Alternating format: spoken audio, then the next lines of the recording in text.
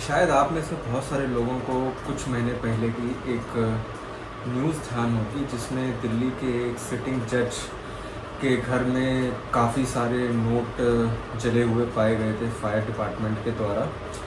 और हम उस केस की डिटेल में नहीं जाएंगे क्योंकि वो ऑलरेडी कुछ महीने पहले ऑपरेशन सिंदूर पहलगाम अटैक होने से पहले वो काफ़ी दिनों तक एक फोकल पॉइंट इशू रहा था कि कैसे उन जज ने अपनी साइट के लिए बताया कि वो उस समय स्टेट के बाहर अपने होम टाउन गए हुए थे और फिर बाद में कैसे उनके घर में इस तरह का कोई कैश नहीं है, उनकी फैमिली को फंसाया गया है। इन सब चीज़ों पे और ये कैसे कॉन्स्टिट्यूशन पे हमला है, कैसे जजेस की पार्शियलिटी उनके इम्पीचमेंट पे सवाल उठाता है, तो हम इसी इशू को आज आगे बढ़ाएंगे। जैसा कि आप सब जानते हैं कि आगे आने वाले कुछ दिनों में पार्लियामेंट का सेशन शुरू होने वाला है, जिसमें एक ऐसा मुद्दा मीडिया के द्वारा बताया जा रहा है कि जस्टिस यशवंत वर्मा के इम्पीचमेंट का इशू भी पार्लियामेंट के अपकमिंग सेशन के एजेंडा में हो सकता है। अब कहने को या प्राइमा फेसी सुनने में ये एक पॉजिटिव डेवलपमेंट लगता है, पर ऐसा नहीं है। और मैं आपको बताऊंगा कि जस्टिस वर्मा का इम्पीचमेंट होता है या नहीं होता है, इसमें सिर्फ और सिर्फ जीत जुडिशरी की है, ना कि पार्लियामेंट की। और जस्टिस वर्मा की तो किसी भी केस में है ही नहीं। तो मैं आपको बताता हूँ ऐसा क्यों। अगर आप इस केस के कुछ फैक्ट्स को रिकॉल करें, तब जब ये केस मीडिया में आया और जजेस की इम्पार्शियलिटी पे सवाल, जुडिशरी की इंडिपेंडेंस पे सवाल उठने लगे, तब उस समय के चीफ जस्टिस संजीव खन्ना ने तुरंत ही एक सो कॉल्ड पॉजिटिव जेस्चर में ये बताया कि नहीं, हम एक इन हाउस इंक्वायरी रिपोर्ट को पब्लिक करेंगे, जो कि उन्होंने किया भी।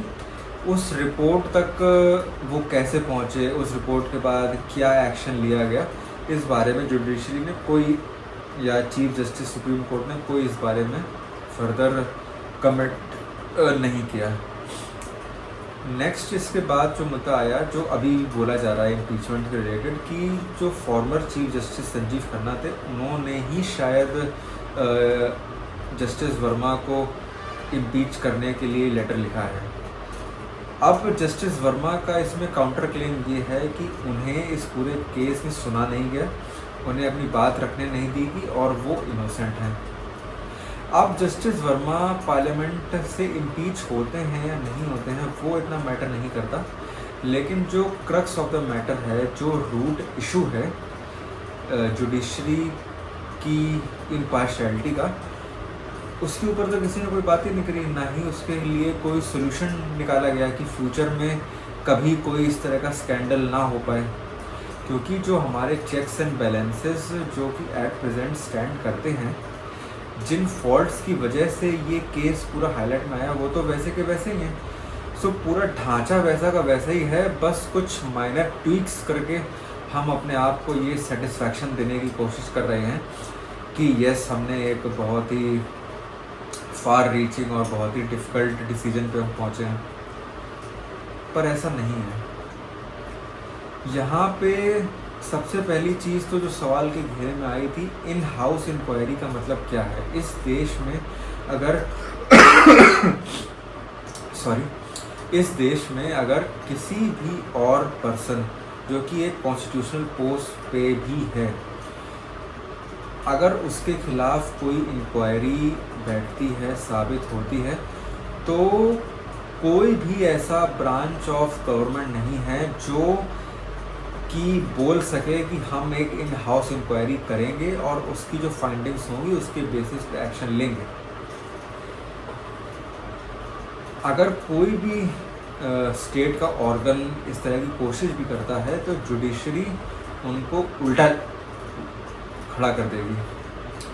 पर क्योंकि हमारी कंट्री में जजेस एक अलग मोल्ड के बने होते हैं, तो ये सारे रूल्स उन पे एप्लीकेबल नहीं है।